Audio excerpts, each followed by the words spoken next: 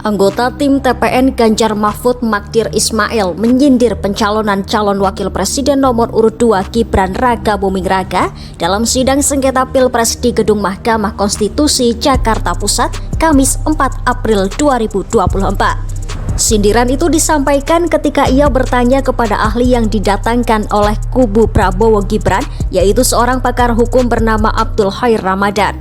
Magdir lalu menyampaikan pertanyaannya. Ia bertanya apakah seseorang dengan kekuasaan tertinggi yang ingin menempatkan anaknya lewat berbagai cara masih dianggap adil. Usai mengajukan pertanyaan, ia membandingkan sikap seorang Presiden Joko Widodo kepada anaknya Gibran dengan sikap Nabi Muhammad SAW kepada anaknya Fatimah Az-Zahra. Magdir menyebut Nabi Muhammad tidak pandang bulu saat keluarganya melakukan kesalahan. Saudara ahli tadi menerangkan bagaimana hukum Islam menempatkan keadilan, ya, bahwa keadilan itu harus diletakkan pada tempatnya. Saya setuju dengan itu.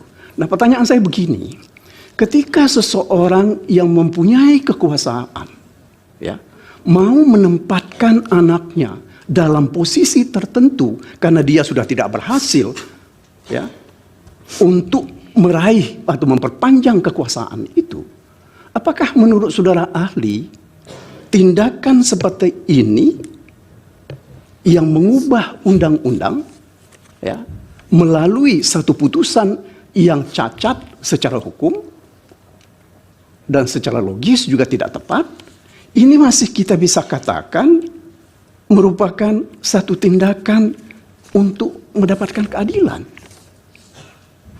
Karena saya tahu, misalnya kita tahu bahwa Nabi pernah menyampaikan satu hadis, kalau anaknya itu mencuri Fatimah itu, akan dia potong tangannya.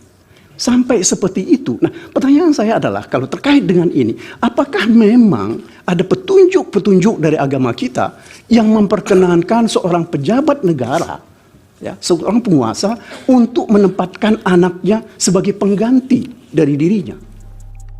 Diketahui pencalonan Gibran memang diperdebatkan setelah putusan MK nomor 90 tentang batas usia capres dan cawapres dari 40 tahun menjadi kurang dari 40 tahun selama pernah menjabat sebagai kepala daerah.